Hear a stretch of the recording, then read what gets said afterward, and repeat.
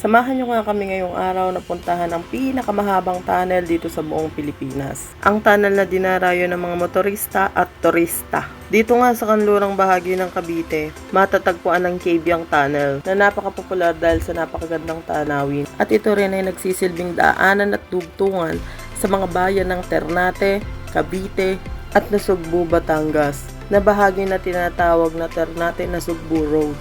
At bago pa nga namin marating ang Cabiang Tunnel, nadaanan muna namin yung napakagandang tanawin, mga naglalakihang bundok, at napakalawak na dagat na talaga namang kapag nakita mo, napakaganda. Yung tipong sa daan palang busog na busog ka na sa tanawin.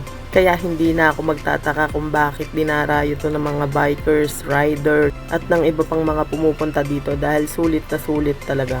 Yung tipong wala ka namang babayarang entrance fee pagdating mo dito. Kaya kung nagbabalak kayong puntahan to, ay highly recommend talaga na puntahan nyo.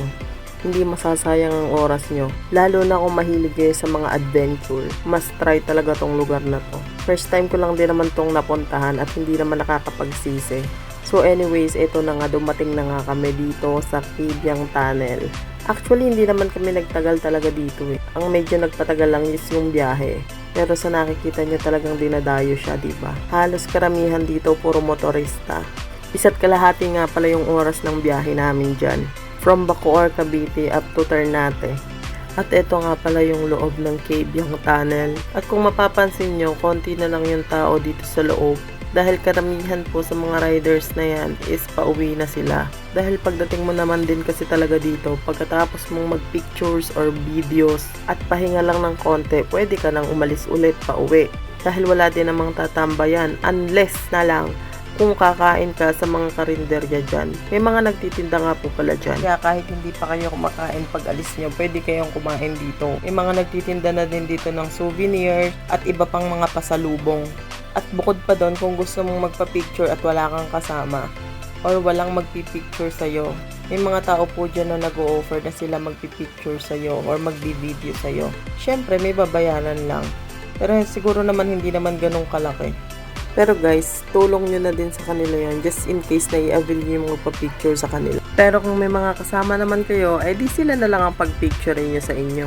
At ang kagandahan din sa lugar na to, napakalinis niya. Bukod pa doon, malamig ang klima. Tapos mararamdaman mo talaga yung fresh air dahil nga sa sobrang dami ng puno. Kaya maganda din talaga na napakaraming puno. Yung tipong parang pinilter ang buong pagkatao mo.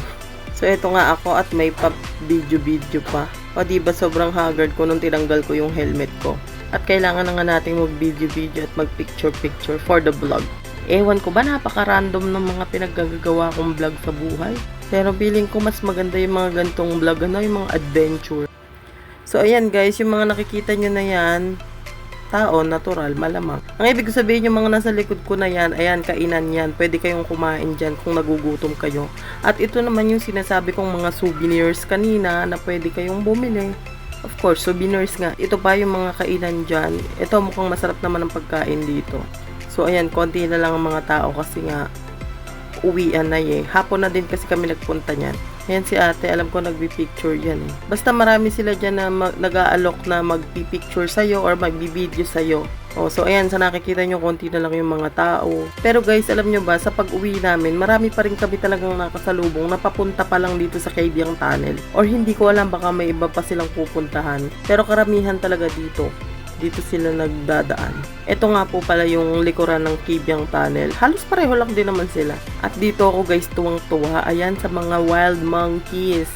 Makikita mo talaga sila dyan sa daanan. Talagang hinintuan namin sila. Pero take note guys ha. Bagbasa po tayo ng karatula. Mahigpit po nilang ipinagbabawal ang pagpapakain sa mga unggoy. Pero yung paglapit sa mga unggoy, hindi ko naman nabasa. Pero kayo na yung mag-adjust. Huwag nyo silang lalapitan. Kasi baka mamaya kagatin kayo o masaktan kayo. So, yung nakikita yung videos na to, hindi to malapit guys ha. Actually, sinum in ko lang ngayon nga, labo-labo Pero sa tingin ko, sanay na din talaga sila sa mga tao. Hanggang dito na lang po ang aking video. Maraming salamat sa panonood. Huwag niyo pong kakalimutan mag-follow, like, and share, and comments na rin po yung mga magagandang lugar dito sa Cavite. Loobin na mapuntahan. Yun lang po, maraming salamat. Bye!